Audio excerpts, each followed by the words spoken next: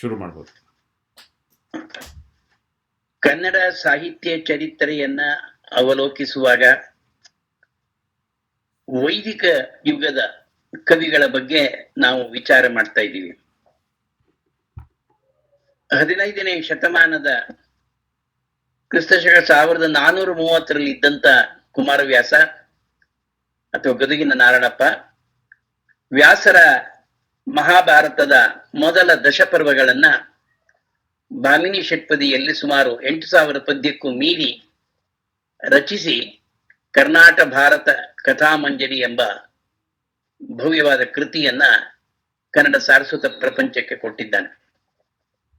ಆನಂತರ ಅದೇ ಸಂದರ್ಭದ ಕುಮಾರ ವಾಲ್ಮೀಕಿ ತೊರವೆಯ ನರಹರಿ ಆದಿಕವಿ ವಾಲ್ಮೀಕಿ ವಿರಚಿತ ರಾಮಾಯಣವನ್ನ ಕನ್ನಡದ ಭಾಮಿನಿ ಷಟ್ಪದಿಯಲ್ಲಿ 5,000 ಪದ್ಯಕ್ಕೂ ಮೀರಿ ರಚಿಸಿ ತೊರವೆ ರಾಮಾಯಣ ಎಂಬತಕ್ಕಂಥ ಕೃತಿಯನ್ನ ಕೊಟ್ಟಿದ್ದಾನೆ.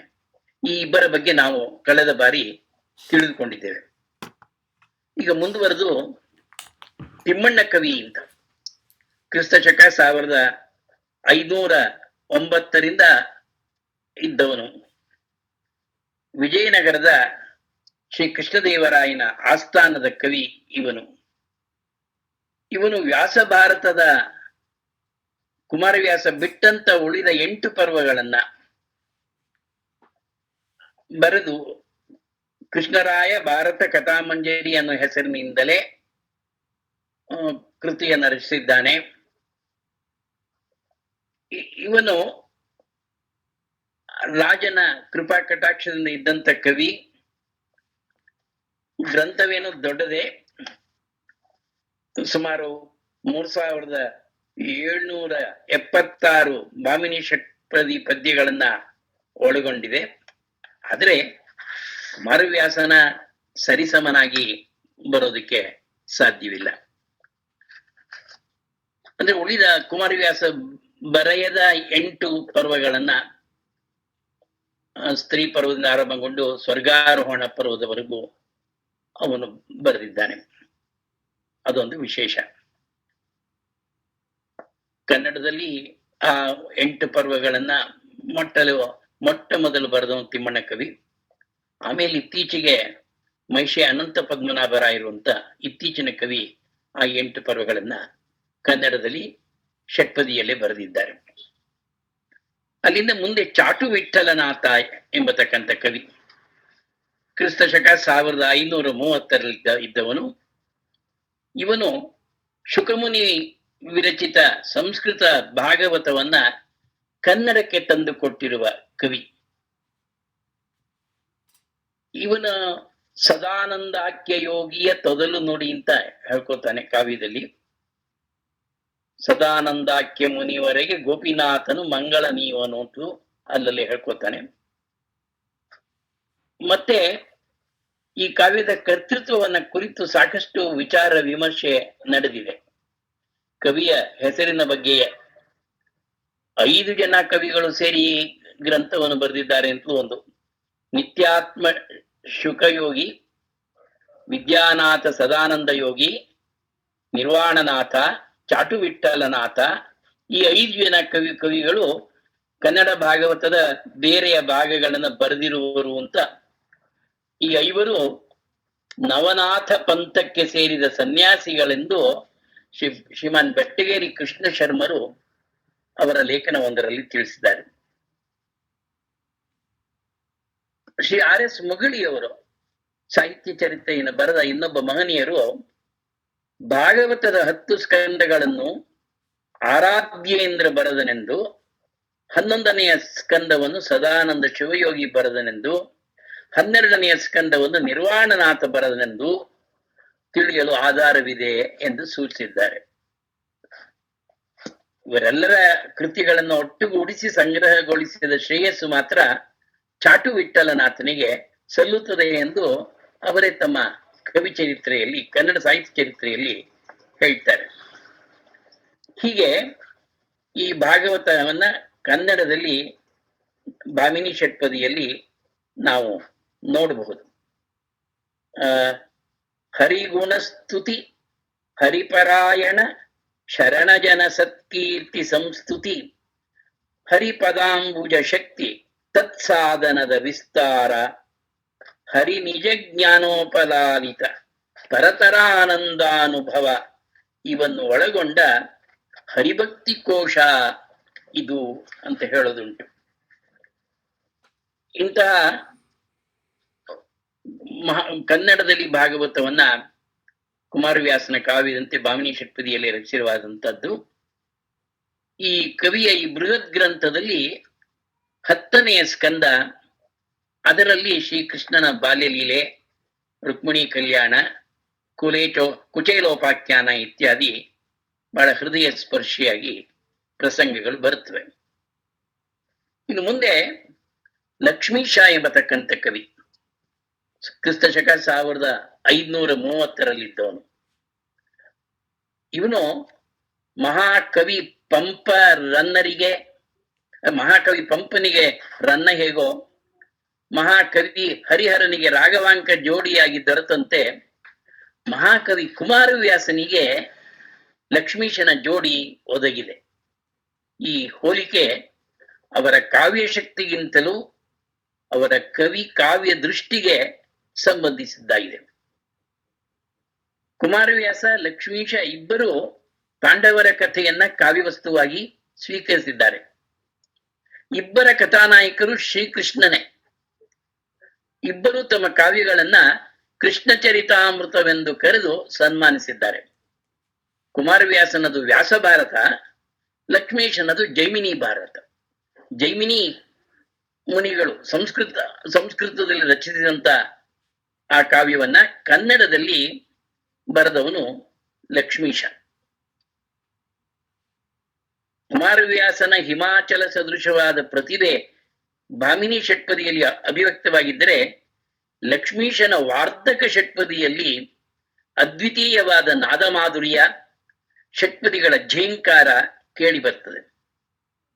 ಕುಮಾರವ್ಯಾಸನದು ಪ್ರಾಸಾದಿಕ ವಾಣಿಯಾದರೆ, ಲಕ್ಷ್ಮೀಶನು ತನ್ನ ಸ್ವಾಮಿಯಾದ ಗೀರ್ವಾಣಪುರ ನಿಲಯ ಲಕ್ಷ್ಮೀವರಂ ತಾನೇ ಸಂಗೀತ ಕಲಾ ನಿಪುಣನು ವೀಣೆಯಂ ಗಾನಮಂ ನುಡಿಸುವಂದದೊಳ್ ಎನ್ನ ವಾಣಿಯಂ ಕವಿತೆಯಂ ಪೇಳಿಸಿದನ್ ಎಂದು ಹೇಳಿ ತನ್ನ ಕಾವ್ಯವೂ ಪ್ರಾಸಾದಿಕವಾದುದೇ ಎಂದು ಹೇಳ್ಕೊಂಡಿದ್ದಾನೆ. ಕನ್ನಡ ಜೈಮಿನಿ ಭಾರತದ ಕರ್ತೃವಾದ ಲಕ್ಷ್ಮೀಶನು ಅಣ್ಣಮಾಂಕನ ಮಗನೆಂದು, ಕವಿಚೂತವನ ಚೈತ್ರ ಎಂಬ ಬಿರುದಿತ್ತೆಂದು, ದೇವಪುರದ ಲಕ್ಷ್ಮೀರಮಣನು ಆತನ ಆರಾಧ್ಯ ದೈವವೆಂದು ಆತನ ಕಾವ್ಯದಿಂದ ಗೊತ್ತಾಗುತ್ತದೆ. ಕಾವ್ಯದ ಮಧ್ಯದಲ್ಲಿ ಆತನು ಸುರಪುರ ಎಂಬುದನ್ನು ದೇವಪುರಕ್ಕೆ ಪರ್ಯಾಯವಾಗಿ ಬಳಸಿರೋದ್ರಿಂದ ಈತನ ಊರು ಕಡೂರು ಜಿಲ್ಲೆಯ ದೇವನೂರೇ, ರಾಯಚೂರು ಬಳಿ ಇರುವ ಸುರಪುರವೇ ಎಂಬ ಸಂದೇಹ ಹುಟ್ಟುಕೊಂಡು ಆ ವಿಚಾರವಾಗಿ ಸಾಕಷ್ಟು ಚರ್ಚೆ ನಡೆದಿದೆ. ಲಕ್ಷ್ಮೀಶ ಜೈಮಿನಿ ಋಷಿಗಳ ಜೈಮಿನಿ ಭಾರತದ ಅಶ್ವಮೇಧ ಪರ್ವವನ್ನು ತೆಗೆದುಕೊಂಡು ತನ್ನ ಕಥಾವಸ್ತುವನ್ನಾಗಿ ಮಾಡಿಕೊಂಡು ಅದನ್ನು ವಿವರವಾಗಿ ಬರೆದಿದ್ದಾನೆ. ಕಥಾವಸ್ತು, ಪಾತ್ರ, ರಸ 3 ದೃಷ್ಟಿಯಿಂದಲೂ ಲಕ್ಷ್ಮೀಶನ ಕಾವ್ಯ ಶ್ರೇಷ್ಠವಾದುದು. ಕುಮಾರವ್ಯಾಸನು ರೂಪಕ ಸಾಮ್ರಾಜ್ಯ ಚಕ್ರವರ್ತಿಯಾಗಿರುವಂತೆ ಲಕ್ಷ್ಮೀಶ ಉಪಮಾಲೋಲನಾಗಿದ್ದಾನೆ. ಆತನ ಉಪಮೆಗಳು ಮನೋಜ್ಞವಾಗಿವೆ. ಆತನ ಉಪಮೆಗಳೆಂದರೆ ಕವಿ ಕುವೆಂಪು ಹೇಳುವಂತೆ, ಮೂಡುವ ಸೂರ್ಯನ ಎಳೆಬಿಸಿಲಿನ ಹೊಂಬೆಳಗಿನಲ್ಲಿ ನಳನಳಿಸಿ ತಣ್ಣನೆ ಬೀಸುವ ತೆಳುಗಾಳಿಗೆ ತಲೆಯೊಲೆದು ನಲಿದಾಡುವ ಹಚ್ಚನೆಯ ಹೊಸ ಹಸುರಿನಲ್ಲಿ ಗರಿಗೆದರಿ ಮಳೆಬಿಲ್ಲಿನ ಮರಿಗಳಂತೆ ಮನೋಹರವಾಗಿ ನರ್ತಿಸುವ ಮಯೂರಗಳು. ಗರ್ಭಿಣಿಯಾದ ಸೀತೆ ಶ್ರೀರಾಮನು ತನ್ನನ್ನು ವನವಾಸ ಕಟ್ಟಿದನೆಂಬುದನ್ನು ಕೇಳುತ್ತಲೇ ಬಿರುಗಾಳಿ ಪೊಡೆಯಲ್ಕೆ ಕಂಪಿಸಿ ಫಲಿತ ಕದಲಿ ಮುರಿದಿಳೆಗೊರಗುವಂತೆ ನೆಲಕ್ಕೆ ಬಿದ್ದಳಂತೆ. ಮೈ ಮರೆತ ಸೀತೆ ಬೇರ್ಗೊಯ್ದು ಬಿಸುಟೆಳೆಯ ಬಳ್ಳಿಯಂತೆ ಇದ್ದಳಂತೆ. ಚಂದ್ರಹಾಸನನ್ನ ಕೊಲ್ಲಲೆಂದಿದ್ದ ದುಷ್ಟಬುದ್ಧಿ ಬ್ರಾಹ್ಮಣರ ಎದುರಿನಲ್ಲಿ ವಿನೀತವಾಗಿ ಕಾಣಿಸಿದುದು ಕ್ರೂರ ನಕ್ರಾಕುಲದೊಳು ಹಿಡಿದಿದ್ದ ಪೆರ್ಮಡು ಗಂಭೀರ ನಿರ್ಮಲ ಜಲದೊಳೆಸೆವಂತೆ ಇತ್ತಂತೆ. ಹೀಗೆ ಉಪಮಾಲಂಕಾರವನ್ನ ಲಕ್ಷ್ಮೀಶ ಅಲ್ಲಲ್ಲಿ ಪ್ರಯೋಗಿಸ್ತಾನೆ. ಅನನ್ಯ ಸಾಧಾರಣನಾದ ಕವಿ, ಪ್ರತಿಭಾಶಾಲಿ. ಆತನ ಕವಿತೆ ಹುಚ್ಚು ಹೊಳೆಯಲ್ಲ, ನಿರ್ದಿಷ್ಟ ಪಾತ್ರದಲ್ಲಿ ನಿರ್ದಿಷ್ಟ ಪ್ರಮಾಣದಲ್ಲಿ ಹರಿದುಕೊಂಡು ಹೋಗುತ್ತಿರುವ ಪಾತ್ರ ಅಷ್ಟೆ. ಇನ್ನು 1530 ರಂಗಾಚಾರ್ಯ ಅಂತ ಒಬ್ಬ ಕವಿ, ಈತ ಸಂಸ್ಕೃತ ಬ್ರಹ್ಮಾಂಡ ಪುರಾಣದಲ್ಲಿ ಮಹೇಶ್ವರ ನಾರದ ಸಂವಾದ ರೂಪವಾಗಿದ್ದ ಶ್ರೀರಂಗ ಮಹಾತ್ಮ್ಯವನ್ನ ಕನ್ನಡಿಸಿದ್ದಾನೆ. ಶ್ರೀರಂಗ ಮಹಾತ್ಮ್ಯ ಈತನ ಪದ್ಯ ರಚನೆ ಸರಸವಾಗಿ ಸುಲಭವಾಗಿದೆ. ಕನ್ನಡದಲ್ಲಿ ಕಾವ್ಯ ರಚನೆ ಮಾಡ ಹೊರಟ ಶ್ರೀ ವೈಷ್ಣವರಲ್ಲಿ ಈತ ಮೊದಲನೆಯವನು. 1581 ಗೋವಿಂದ ಎಂಬತಕ್ಕಂಥ ಕವಿ ವಾರ್ಧಕ ಷಟ್ಪದಿಯಲ್ಲಿ ನಂದಿ ಮಹಾತ್ಮ್ಯ ಮತ್ತು ಚಿತ್ರಭಾರತ ಎಂಬ 2 ಬೃಹತ್ ಗ್ರಂಥಗಳನ್ನು ರಚಿಸಿದ್ದಾನೆ. ಗೋವಿಂದ ಕವಿ ಕ್ರಿಸ್ತಶಕ 1580 ಇದ್ದವನೆಂದು ಆತನ ಚಿತ್ರಭಾರತದಿಂದ ತಿಳಿದು ಬರುತ್ತದೆ. ಆತನು ಕರ್ಣಿಕನಾದ ಜ್ಯೋತಿ ಎಂಬುವನ ಮಗನೆಂದು, ಮದನಗೋಪಾಲ ಸ್ವಾಮಿ ಭಕ್ತನೆಂದು, ಭೀಮರತಿ ತೀರದ ಬುಯ್ಯರ ಗ್ರಾಮದವನೆಂದು ಆತನ ಕಾವ್ಯಗಳಿಂದ ತಿಳಿದು ಬರ್ತದೆ. ಇವನು ರಚಿಸಿದ ಚಿತ್ರಭಾರತ 30 ಸಂಧಿಗಳ ಕಾವ್ಯ. ಇದನ್ನು ಕವಿ ಮಹಾಕಾವ್ಯವೆಂದು ಕರೆದುಕೊಂಡಿದ್ದಾನೆ. ಅದರದು ಮಹಾಕಾವ್ಯ ಅಂತ ಅನ್ಸೋದಿಲ್ಲ. ಅಲ್ಲಲ್ಲಿಯೇ ಕೃತಿ ಚಮತ್ಕೃತಿಯಿಂದ ಕೂಡಿದ ಒಂದು ಸಾಮಾನ್ಯ ಕಾವ್ಯ. ಸಾರಮಿದು ಶ್ರೀಹರಿ ಕಥಾಮೃತಂ ಎಂದು ಕವಿ ಹೇಳ್ಕೊಂಡಿರೋದ್ರಲ್ಲಿ ಸ್ವಲ್ಪ ಸತ್ಯ ಇದೆ. ಕವಿಯ ದೈವ ಭಕ್ತಿ ಇಲ್ಲಿ ಸ್ವಲ್ಪ ಮಟ್ಟಿಗೆ ಅಭಿವ್ಯಕ್ತವಾಗಿದೆ. ಕ್ರಿಸ್ತಶಕ 1600 ತಿರುಮಲ ಭಟ್ಟ ಎಂಬತಕ್ಕಂಥ ಕವಿ.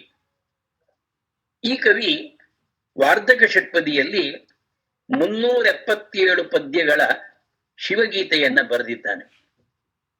ಸತ್ಯ ವಿಶಿರೋ ವರಮಣಿ ಬಿರುದಾಂಕಿತನಾದ ಸತ್ಕವಿ ಶಿರೋ ವರಮಣಿ ಬಿರುದಾಂಕಿತನಾದ ಈತ ಕೆಳದಿಯ ದೊರೆ ವೆಂಕಟಪ್ಪನ ಆಶ್ರಿತನಾಗಿದ್ದ.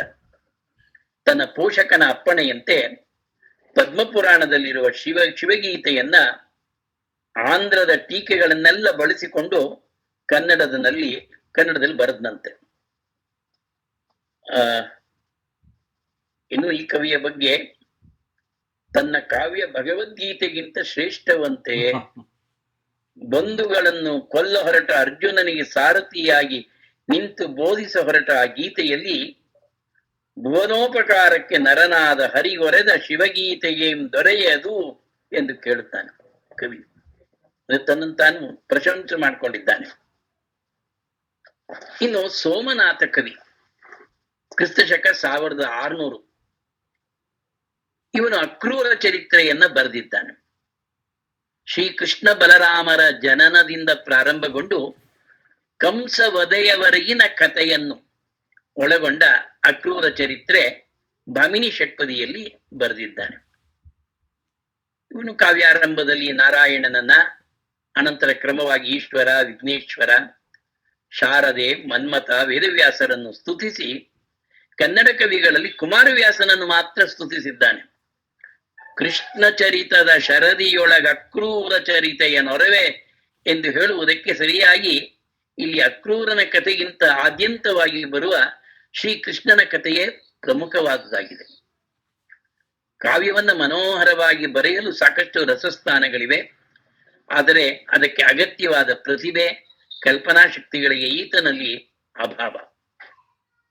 ಅನೇಕ ವೇಳೆ ಈತನು ಕುಮಾರವ್ಯಾಸನ ಮಾತುಗಳನ್ನೇ ಎತ್ತಿಕೊಂಡು ಬಳಸಿಕೊಳ್ಳುತ್ತಾನೆ. ಇನ್ನೊಬ್ಬ ಪುಲಿಗೆರೆಯ ಕವಿ ಸೋಮ ಅಂತ, ಅವನು ಕ್ರಿಸ್ತಶಕ 1600 ಇದ್ದವನು. ಇವನ ಸೋಮೇಶ್ವರ ಶತಕ ಸಾಕಷ್ಟು ಜನಪ್ರಿಯವಾದ ಕೃತಿ. ಈ ಶತಕ ಸಾಮಾಜಿಕ ನೀತಿಯನ್ನ ಹೇಳುವಂತಹದ್ದು. ಇವನು ತನ್ನ ನಾಂದಿ ಪದ್ಯದಲ್ಲಿ ಪುಲಿಗಿರಿ ನಗರಿ ಶಾಸನಾಂಕಂ ಮೃಗಾಂಕಂ ಎಂದು ತನ್ನ ಇಷ್ಟ ದೈವವನ್ನ ಪ್ರಾರ್ಥಿಸಿದ್ದಾನೆ. ಪಾಲ್ಕುರಿಗೆ ಸೋಮನಾಥ ವೀರಶೈವನಾದರೆ ಇವನು ಬ್ರಾಹ್ಮಣ. ಇವನ ಶತಕಕ್ಕೆ ಬಳಕೆಯಾಗಿರುವ ಭಾಷೆ ಶಿಥಿಲವಾದ ಹಳೆಗನ್ನಡ. ಹರಹರ ಶ್ರೀ ಚೆನ್ನಸೋಮೇಶ್ವರ ಎನ್ನುವುದು ಇವನ ಪ್ರತಿಪದ್ಯದ ಕಡೆಯಲ್ಲಿ ಅಂಕಿತವಾಗಿ ಬರುತ್ತದೆ. ಇವನ ಅನೇಕ ಪದ್ಯಗಳು ಜನರ ಬಾಯಲ್ಲಿವೆ. ರವಿಯ ಆಕಾಶಕ್ಕೆ ಭೂಷಣಂ, ಕೆಲವಂ ಬಲ್ಲವರಿಂದ ಕೇಳಿ ಕಲಿತು ಮೊದಲಾದ ಪದ್ಯಗಳು ಇಂಥವು. ಇವನ ರಚನೆಗಳಲ್ಲಿ ಬರುವ ಹರಕೊಲ್ಲಲ್ ಪರಕಾಯುವನೆ, ಕಲಿಸಿರಾತಂ ವರ್ಣ ಮಾತ್ರಂ ಗುರು, ಗಿಡ ವೃಕ್ಷಗಳಿಗಾರು ನೀರ ನೆರೆವರ್ ಮೊದಲಾದ ಪ್ರಯೋಗಗಳು ಜನಪರಿಚಿತವಾದವು. ಇನ್ನು ಮುಂದೆ ನರಹರಿ ಎಂಬತಕ್ಕಂಥ ಒಬ್ಬ ಕವಿ. ಕ್ರಿಸ್ತ ಶಕ 1650 ಇದ್ದವನು. ಈತನು ಕಾವೇರಿ ತೀರದ ಬಲ್ಲಾಳಪುರದ ಪ್ರಭು. ಸುಮಾರು 1100 ಪದ್ಯಗಳನ್ನು ಒಳಗೊಂಡ ಪ್ರಹ್ಲಾದ ಚರಿತ್ರೆಯನ್ನ ಭಾಮಿನಿ ಷಟ್ಪದಿಯಲ್ಲಿ ಬರೆದಿದ್ದಾನೆ. ಹೊಸ ರಸಾಲಂಕಾರ ಜಾಣ್ನುಡಿಯ ಸೆವ ಪದಬಂಧಗಳ ಶಬ್ದದ ಗಸಣಿ ಅರಿತವನಲ್ಲ ಎಂಬ ನಮ್ರತೆಯನ್ನ ಪ್ರದರ್ಶಿಸಿದ್ದಾನೆ. ತನ್ನ ಇಷ್ಟ ದೇವತೆಯಾದ ಗರುಡಗಿರಿ ವಾಸನನ್ನ ತನ್ನ ನಾಲಿಗೆಯಲ್ಲಿ ನಿಂತು ನುಡಿಸುವಂತೆ ಪ್ರಾರ್ಥಿಸಿದ್ದಾನೆ. ಇಲ್ಲಿ ಒಂದು ಅವನ ಶೈಲಿ ಬಂಧುರ, ಆತನ ಮಾತು ಸರಳ. ಕವಿಗೆ ಒಳ್ಳೆಯ ಕಲ್ಪನಾ ಶಕ್ತಿ ಇದೆ. ಕವಿತೆ ಭಾವಗರ್ಭಿತ. ಹಿರಣ್ಯಕಶಿಪು ಪ್ರಹ್ಲಾದರ ಸಂಭಾಷಣೆ ಮನೋಹರವಾಗಿದೆ. ತಂದೆ ಮಗನನ್ನ ಕುರಿತು ಹರಿಯ ಸ್ನೇಹ, ತಿಮಿರದ ರವಿಯ ಸಕತನದ ಗಾದೆಯಹುದಂತ್ಯದಲ್ಲಿ ಎಂದು ಹೇಳಿದರೆ, ಆ ಮಗ ಅರಸುತಿಗ ಲತೆ ಕಾಲ ತೊಡಕಲು ಹರಿದು ಬಿಡುವರುಂಟೆ, ಸಿರಿ ಬರಲು ಅರಿದರಿದು ಪದದೊದೆದು ನೂಕುವರುಂಟೆ, ಹಸಿದಿರಲು ಕರೆದು ಕ್ಷೀರಾನ್ನವನ್ನು ಬಡಿಸಲು ಹೊರಗೆ ಸೂಸುವರುಂಟೆ, ಸಿಂಧರ ಸ್ಮರಣೆ ಬಾಯಿಗೆ ಬರಲು ನಾನು ಅದನ್ನೆಂತು ಬಿಡಲಿ ಎಂದ. ಇಲ್ಲಿ ಕುಮಾರವ್ಯಾಸನ ಛಾಯೆ ಸ್ವಲ್ಪ ಮಟ್ಟಿಗೆ ಮೂಡಿದೆ. ಇನ್ನೊಬ್ಬ ವೆಂಕ ಕವಿ ಅಂತ ಕ್ರಿಸ್ತ ಶಕ 1650 ಈತ ವೆಂಕಟೇಶ್ವರ ಪ್ರಬಂಧ ಎಂಬ ಚಂಪು ಕಾವ್ಯವನ್ನ ಬರೆದಿದ್ದಾನೆ. ಈತನು ಬೆಟ್ಟದ ಕೋಟೆರಾಯನನ್ನು ಮೈಸೂರು ಜಿಲ್ಲೆಯ ಹಿಮವದ್ ಗೋಪಾಲ ಸ್ವಾಮಿ ಬೆಟ್ಟದ ಪ್ರಾಂತ್ಯಕ್ಕೆ ಬೆಟ್ಟದ ಕೋಟೆ ಎಂಬ ಹೆಸರಿದೆ ಸ್ಮರಿಸುವುದರಿಂದ ಆ ಪ್ರಾಂತ್ಯದವನಾಗಿದ್ದು ಹಿಮವದ್ ಗೋಪಾಲ ಸ್ವಾಮಿಯ ಭಕ್ತನಾಗಿದ್ದಿರಬಹುದು. ಕವಿ ಚರಿತ್ರೆಯಲ್ಲಿ ಉದ್ಧೃತವಾಗಿರುವ ಈತನ ಪದ್ಯಗಳನ್ನು ನೋಡಿದರೆ ಈತನ ಬಂಧ ಪ್ರೌಢವಾಗಿದ್ದು ಪ್ರಕೃತಿ ವರ್ಣನೆ ರಮ್ಯವಾಗಿರುವಂತೆ ಕಂಡು ಬರ್ತದೆ. ಕವಿಯು ಕವಿ ಸಮಯಕ್ಕೆ ಶರಣನಾಗಿದ್ದರೂ ಪ್ರಕೃತಿಯ ಮಡಿಲಲ್ಲಿ ಪ್ರಭಾವಿತನಾಗಿರುವಂತೆ ಕಾಣ್ತಾನೆ. ಆತನ ಕಾವ್ಯ ಅಸಮಗ್ರವಂತೆ, ಅಷ್ಟನ್ನಾದರೂ ನೋಡದೆ ಏನೂ ಹೇಳುವಂತಿಲ್ಲ. ಇನ್ನು ಒಬ್ಬ ನಾಗರಸ ಅಂತ ಕ್ರಿಸ್ತ ಶಕ 1650 ಕವಿ. ಈತ ಭಗವದ್ಗೀತೆಯನ್ನ ಕನ್ನಡಿಸಿದ್ದಾನೆ. ತನ್ನ ಕಾಲ ದೇಶಗಳ ವಿಚಾರವಾಗಿ ಆತ ಏನನ್ನೂ ಹೇಳಿಕೊಂಡಿಲ್ಲ. ಕವಿಯು ಕಾಶ್ಯಪ ಗೋತ್ರದ ವಿಶ್ವೇಶ್ವರನ ಮಗ, ಶಂಕರ ಗುರುವಿನ ಶಿಷ್ಯ ಎಂಬುದು ಮಾತ್ರ ಆತನ ಗ್ರಂಥದಿಂದ ಗೊತ್ತಾಗ್ತದೆ. ಗ್ರಂಥಾರಂಭದಲ್ಲಿ ಪಂಡರಿವರದ ವಿಠ್ಠಲರಾಯ ರಕ್ಷಿಪುದು ಎಂದಿರೋದ್ರಿಂದ ಆತ ಪಂಡ್ರಾಪುರದ ಪ್ರಾಂತದವನಿರಬಹುದು ಅಂತ. ತನ್ನ ಗ್ರಂಥವನ್ನು ವಾಸುದೇವ ಕಥಾಮೃತ ಎಂದು ಕರೆದು ವಿಶ್ವಾಸದಿಂ ನೆರೆ ತಿಳಿದು ಸುಖಿಸುವುದು, ಆಸೆಯೆಲ್ಲವ ಬಿಟ್ಟು ಮುನಿಗಳು ಹರಿಪರಾಯಣರು ಎಂದು ಹೇಳಿರುವುದರಿಂದ ಭಾಗವತ ಪಂಥಕ್ಕೆ ಸೇರಿರಬಹುದು ಅಂತ ಹೇಳಬಹುದು. ಈತನ ಗ್ರಂಥವು ಭಾಮಿನಿ ಷಟ್ಪದಿಯಲ್ಲಿದೆ. ಒಂದೊಂದು ಗೀತೆಯ ಒಂದೊಂದು ಶ್ಲೋಕಕ್ಕೂ ಒಂದೊಂದು ಷಟ್ಪದಿಯನ್ನ ಬರೆದಿದ್ದಾನೆ. 737 ಪದ್ಯಗಳಿವೆ. ಶಾಸ್ತ್ರ ವಿಷಯವನ್ನ ಲಲಿತವಾಗಿ ಹೇಳಿರುವನೆಂಬುದೇ ಇವನ ಪ್ರಾಶಸ್ತ್ಯ. ಇನ್ನೊಬ್ಬ ರಂಗನಾಥ ಅಂತ ಮತ್ತೊಬ್ಬ ಕವಿ, ಕ್ರಿಸ್ತ ಶಕ 1675 ಇದ್ದವನು. ಈತನು ಅನುಭವಾಮೃತ ಎಂಬ ಅದ್ವೈತ ಸಿದ್ಧಾಂತ ನಿರೂಪಣೆಯ ಗ್ರಂಥವೊಂದನ್ನು ಬರೆದಿದ್ದಾನೆ.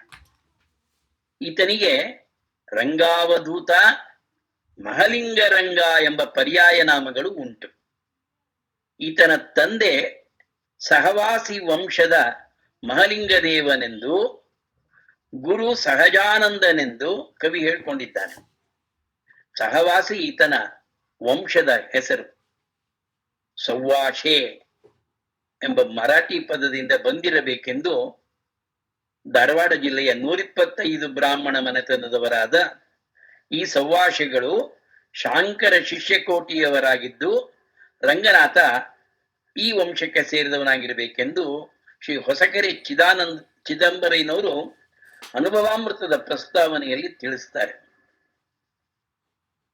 ಕವಿಯು ಮಾಯೆಯ ಸ್ವರೂಪವನ್ನ ಹೇಳುತ್ತಾ, ಉಚ್ಚಂಗಿ ಕೋಟೆಯ ಒಲು ಹೆಚ್ಚುವುದು ಆಲಿಸಿದರೊಮ್ಮೆಳನು, ಕೋಟೆಯ ಒಳಹಕ್ಕು ನೋಡಿದರೆ ಹುರುಳಿಲ್ಲ ಎಂಬ ಮಾತನ್ನು ನೋಡಿದರೆ ಆತನು ಕೋಟೆಯ ಸುತ್ತಮುತ್ತಿನ ಪ್ರದೇಶದವನಾಗಿರ್ಬೇಕು ಅಂತ ತೋರುತ್ತದೆ. ಅನುಭವಾಮೃತವು ಅಖಿಲ ವೇದಾಂತಾರ್ಥವನ್ನು ಸಂಗ್ರಹಿಸಿ ಸಕಲರಿಗೂ ತಿಳಿಯುವಂತೆ ಸರಳ, ಸುಲಭ, ಸುಭಗವಾದ 800 ಭಾಮಿನಿ ಷಟ್ಪದಿಯ ಪದ್ಯಗಳನ್ನ ಒಳಗೊಂಡಿದೆ. ಕವಿಯ ಕನ್ನಡಾಭಿಮಾನ ಸ್ತೋತ್ರಾರ್ಹವಾಗಿದೆ. ಕನ್ನಡಿ ದರ್ಪಣ ಈ ಮಾತುಗಳಲ್ಲಿ ಏನು ವ್ಯತ್ಯಾಸ ಎಂದು ಪ್ರಶ್ನೆ ಹಾಕಿಕೊಂಡು ತಾನು ಸಂಸ್ಕೃತದ ಜ್ಞಾನವನ್ನ ಕನ್ನಡದಲ್ಲಿ ಬರೆಯ ಹೊರಟಿದ್ದಾನೆ. ಅವನ ಪೀಠಿಗೆಯಲ್ಲಿ ಬಹಳ ಪ್ರಸಿದ್ಧವಾದ ಪದ್ಯ, ಸುಲಿದ ಬಾಳೆಯ ಹಣ್ಣಿನಂದದಿ ಕಳೆದ ಸಿಗುರಿನ ಕಬ್ಬಿನಂದದಲ್ಲಿ ಇಳಿಸಿದುಷ್ಣದ ಹಾಲಿನಂದದಿ ಸುಲಭವಾಗಿರ್ಪ ಲಲಿತವಹ ಕನ್ನಡದ ನುಡಿಯಲಿ ತಿಳಿದು ತನ್ನೊಳು ತನ್ನ ಮೋಕ್ಷವ ಗಳಿಸಿಕೊಂಡರೆ ಸಾಲದೆ ಸಂಸ್ಕೃತದಲ್ಲಿ ಇನ್ನೇನು ಅಂತ ಸವಾಲು ಹಾಕ್ತಾನೆ. ಇವನ ವಾದ ಹೃದಯಂಗಮವಾಗಿರುವುದರ ಜೊತೆಗೆ ಯುಕ್ತಿಯುಕ್ತವಾಗಿಯೂ ಇದೆ. ಮಾನವನು ಉದ್ಧಾರವಾಗುವ ಮಾರ್ಗ ಭಾಷೆಯಲ್ಲಿಲ್ಲ, ಅದರಲ್ಲಿರುವ ಜ್ಞಾನದಿಂದ ಬರತಕ್ಕದ್ದು ಅಂತ. ಆ ಜ್ಞಾನ ಕನ್ನಡದಲ್ಲಿ ಬರುವುದಾದರೆ ಸಂಸ್ಕೃತವೇಕೆ? ತಾಯಿಯ ಎದೆ ಹಾಲು ಸಿಕ್ಕುವಂತಿದ್ದರೆ ಗೋಕ್ಷೀರವೇಕೆ? ರಂಗನಾಥ ಒಳ್ಳೆಯ ಕವಿ ಹೃದಯವುಳ್ಳವನು.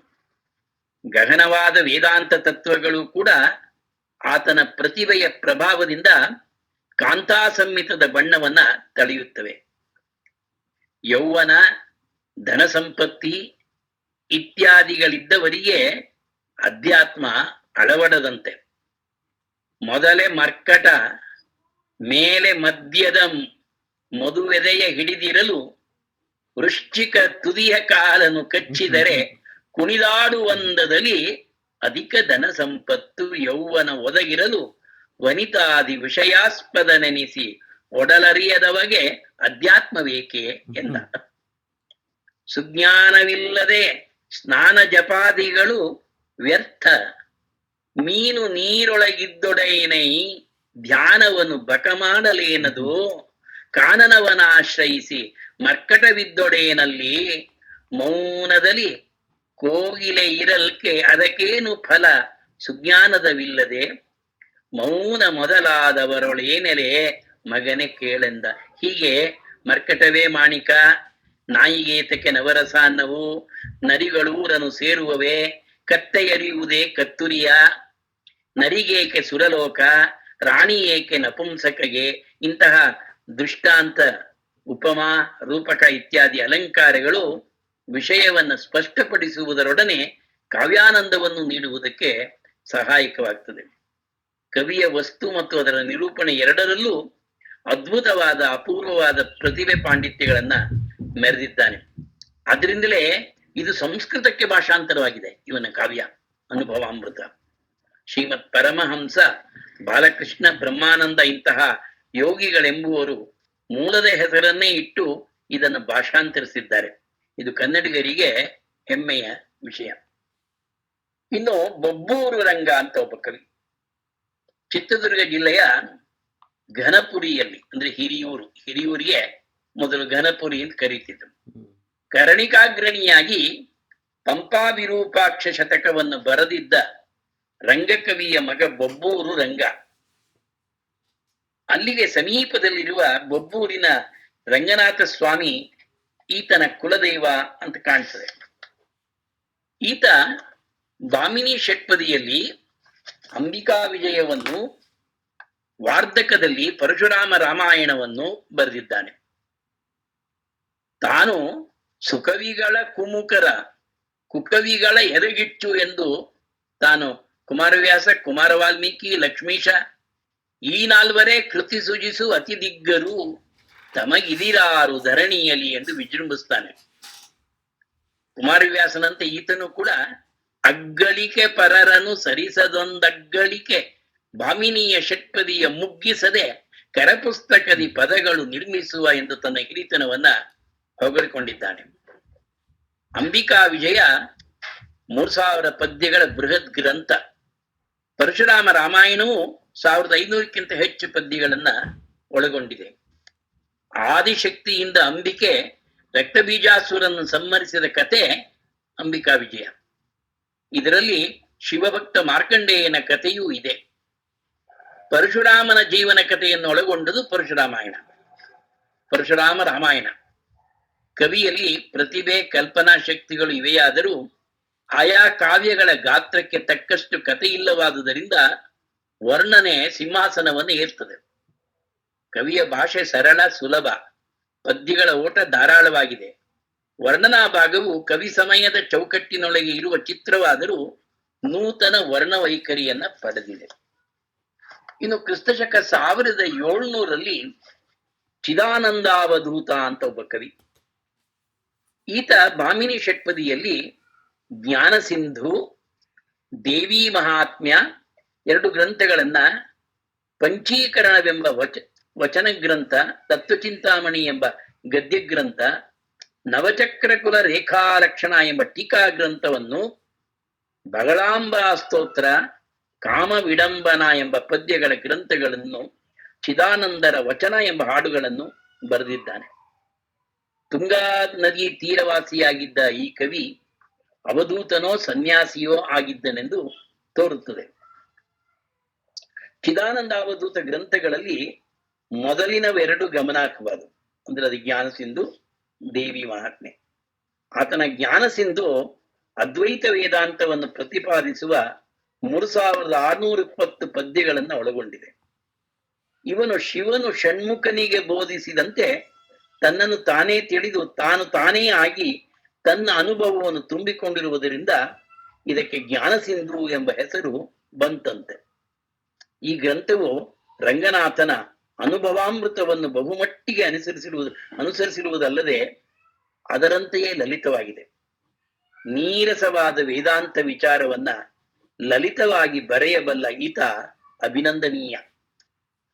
ಈತನ ದೇವಿ ಮಹಾತ್ಮ್ಯವು ಗುರು ಚಿದಾನಂದರ ಆಜ್ಞೆಯಂತೆ ಸಂಸ್ಕೃತದಿಂದ ಕನ್ನಡಿಸಿದ ಕಾವ್ಯ. ಕವಿಯ ಕಾವ್ಯಶಕ್ತಿಗೆ ಉದಾಹರಣೆಯಂತಿರುವ ದೇವಿಯ ಯುದ್ಧದ ವರ್ಣನೆ ಒಂದು ಪದ್ಯ ನೋಡಬಹುದು. ಏರಿಸಿದಳೈ ದೇವಿ ಧನವನು, ಕಾರಿಸಿದಳ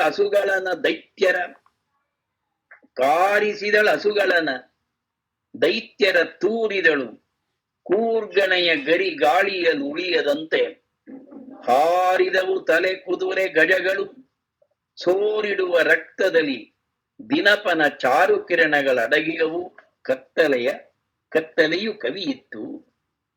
ನಂತರ ಕುಮಾರವ್ಯಾಸನ ಛಾಯೆ ಇದೆ.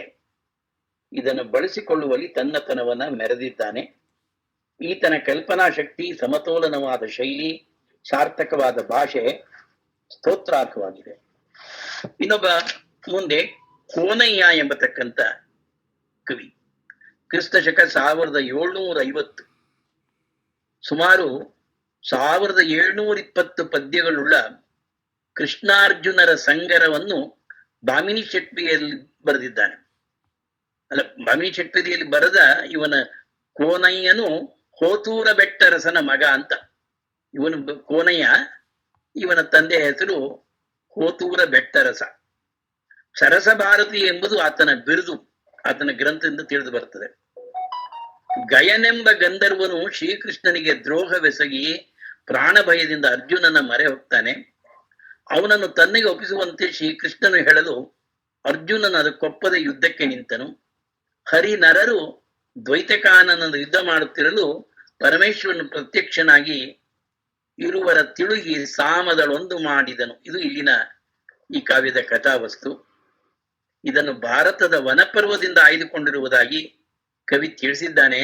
ಆದರೆ ವ್ಯಾಸ ಭಾರತದಲ್ಲಿ ಇದು ಸಿಕ್ಕುವುದಿಲ್ಲ. ಕವಿಗೆ ಆಕರವಾದ ಭಾರತ ಯಾವುದೋ ಗೊತ್ತಿಲ್ಲ. ಇದಕ್ಕೆ ಗಯಚರಿತ್ರೆ ಎಂಬ ಹೆಸರು ಉಂಟು. ಈ ಗಯಚರಿತ್ರೆಯನ್ನ ಇತ್ತೀಚಿನ 20ನೇ ಶತಮಾನದ ಕವಿ ಕೇಶವ ಭಟ್ರು ಅಂತ ಅವರು ಚಂಪು ಕಾವ್ಯದಲ್ಲಿ ಪುನಃ ಬರೆದಿದ್ದಾರೆ.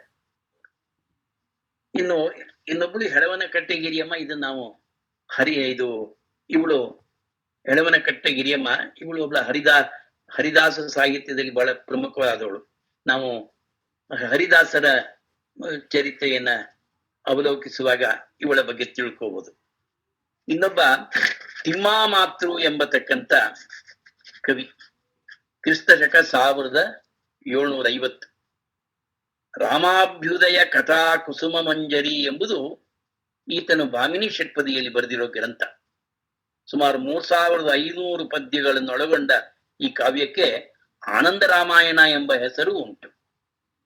ಇದು ಎಲ್ಲ ರಾಮಾಯಣಗಳ ಕಥಾಸಾರವನ್ನು, ವಿಷ್ಣುವಿನ ವರಾಹ ನರಸಿಂಹ ಅವತಾರಗಳ ಕಥೆಯನ್ನು, ರಾವಣ ದಿಗ್ವಿಜಯವನ್ನು ಬಾಲಖಂಡದಲ್ಲಿಯೇ ಒಳಗೊಂಡು ಶ್ರೀರಾಮನ ರಾಜ್ಯಭಾರ, ದಿಗ್ವಿಜಯ, ಅಶ್ವಮೇಧಗಳ ಕಥೆಯನ್ನು ಉತ್ತರಕಾಂಡದಲ್ಲಿ ಒಳಗೊಂಡಿದೆಯಂತೆ. ಈತನ ಸ್ಥಳ ಬೆಂಗಳೂರು ಜಿಲ್ಲೆಯ ಅಗರ ಎಂದು.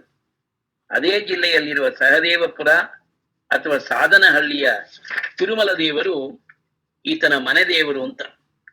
ಈ ದೇವರ ಅಂಕಿತದಲ್ಲಿಯೇ ತನ್ನ ಕಾವ್ಯಗಳನ್ನ ರಚಿಸಿದ್ದಾನೆ ಅಂತ ತಿಳಿದು ಬರುತ್ತದೆ. ರಾಮಾಯಣದ ವಿವಿಧ ಕಥೆಗಳನ್ನ ಒಳಗೊಂಡು ರಾಮಾಯಣದ ಒಂದು ಕೋಶದಂತಿದೆ ಈ ಕಾವ್ಯ. ಇನ್ನೊಬ್ಬ ವೆಂಕಾಮಾತ್ಯ ಅಂತ ಒಬ್ಬ ಕವಿ, ಕ್ರಿಸ್ತಶಕ 1770. ಈ ಕವಿಯು ರಾಮಾಯಣ, ಇಂದಿರಾಭ್ಯುದಯ, ಹನುಮದ್ವಿಲಾಸ ಎಂಬ ಕನ್ನಡ ಗ್ರಂಥಗಳನ್ನು ಅನೇಕ ಸಂಸ್ಕೃತ ಗ್ರಂಥಗಳನ್ನು ಕೂಡ ಬರೆದಿದ್ದಾನೆ. ರಾಮಪುರಿಯ ಹಂಪೆಯಾಮಾತ್ಯ ವಾಮಾಂಬೆಯರ ಪುತ್ರನಾದ ಈತ ಆಂಜನೇಯರ ವರಪ್ರಸಾದದಿಂದ ಕವಿತಾಶಕ್ತಿಯನ್ನು, ಗಾಂಧರ್ವ ವಿದ್ಯೆಯನ್ನು ಪಡೆದುದಾಗಿ ಹೇಳ್ಕೊಂಡಿದ್ದಾನೆ. ತನ್ನ ಅಲಂಕಾರ ಮಣಿದರ್ಪಣದಲ್ಲಿ ಕವಿಯು ತನ್ನನ್ನ ಷಡ್ದರ್ಶನೀವಲ್ಲಭ, ಘಟಕ ಪ್ರಬಂಧ ರಚನಾ ವಿದಗ್ಧ ಎಂದು ಕರೆದುಕೊಂಡಿದ್ದಾನೆ. ಈತನ ರಾಮಾಯಣ ವಾರ್ಧಕ ಷಟ್ಪದಿಯಲ್ಲಿದೆ. 9865 ಪದ್ಯಗಳನ್ನು ಒಳಗೊಂಡಿದೆ. ಈತನ ರಚನೆ ಲಕ್ಷಣಬದ್ಧವಾಗಿ ಪ್ರೌಢವಾಗಿದೆ. ಕವಿಯ ಇಂದಿರಾಭ್ಯುದಯವು ಚಂಪು ರೂಪವಾಗಿದೆ. ಲಕ್ಷ್ಮೀದೇವಿಯ ಅವತಾರಾದಿ ವಿಷಯಗಳನ್ನ ಒಳಗೊಂಡಿದೆ.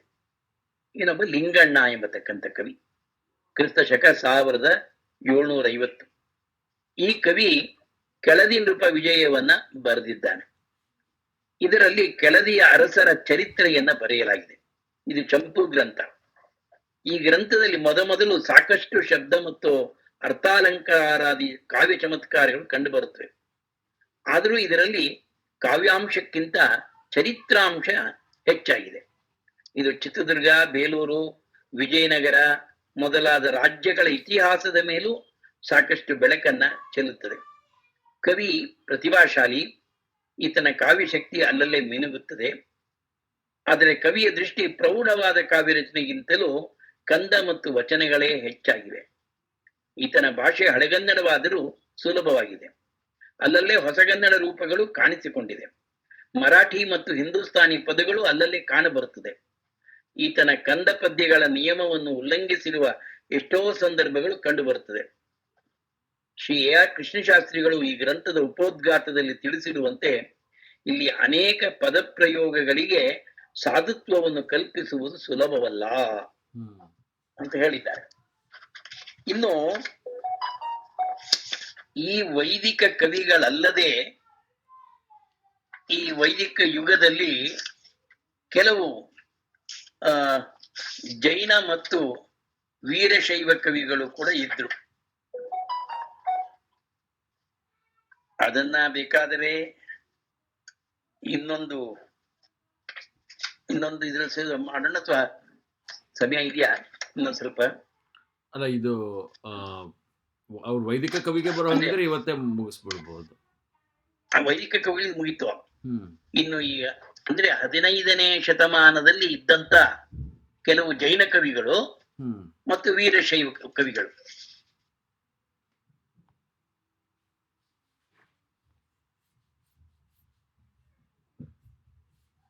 ನಾವು ಮುಂದಿನ ಒಂದು ಇದರಲ್ಲಿ 15ನೇ ಶತಮಾನದಲ್ಲಿ ಇದ್ದಂತ ಅಂದ್ರೆ 15ನೇ ಶತಮಾನದ ನಂತರ ಇದ್ದಂತ ಕೆಲವು ಜೈನ ಕವಿ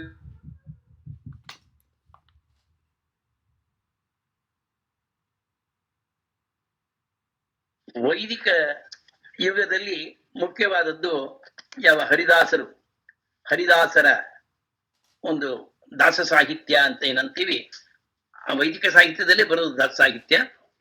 ಅದರಲ್ಲಿ ಬರ್ತಕ್ಕಂಥ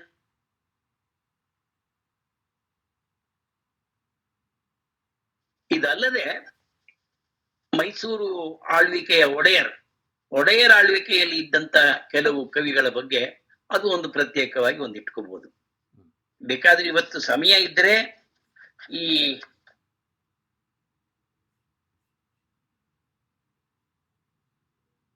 ಮುಗಿಸ್ಬಿಡ್ಬೋದು. ಆಗತ್ತಾ? ಅದನ್ನ ಬೇಕಾದ್ರೆ ಮಿಕ್ಕಿದ್ದ ಅನ್ಕೋಬೇಕಾದ್ರೆ ನೀನು ಅಲ್ಲ, ಮಿಕ್ಕಿದ್ದ ಜೈನ ಕವಿಗಳನ್ನ ಆಮೇಲೆ ಕೆಲವು ಒಳ್ಳೆ ಪ್ರಸಿದ್ಧ ಕವಿಗಳು ಬರ್ತಾರೆ, ಅವ್ರನ್ನ ಬಿಡಕ್ಕಾಗಲ್ಲ. ಅಲ್ಲ, ಅದನ್ನೇ ಬೇಕಾದ್ರೆ ಸಪ್ರೇಟ್ ಆಗಿ ಇನ್ನೊಂದು ಸೆಕ್ಷನ್ ಮಾಡ್ಬೋದು ಬಿಡು. ಸರಿ ಹೋಗುತ್ತೆ, ಯಾಕಂದ್ರೆ ನಮ್ದು ಇವತ್ತು 60 ನಿಮಿಷ ಆಯ್ತು ಆಲ್ರೆಡಿ ಅಲ್ವಾ? ಇವತ್ತು ಇಲ್ಲೇ ನಿಲ್ಸ್ಕೊಂಡು ಇನ್ನೊಂದು ಬೇಕಾದ್ರೆ ಈ ವಾರದಲ್ಲಿ ನಿನ್ಗೆ ರಜೆ ಇದ್ದಾಗ ಯಾವ್ದಾರು ಒಂದು ಇದನ್ನ ರೆಕಾರ್ಡ್ ಮಾಡೋದು ನಿಲ್ಸ್ಬಿಡ್ಬೇಕಾದ್ರೆ ಮಾತಾಡೋದು. ಸರಿ, ಕಟ್ ಮಾಡ್ಬೋದಾ?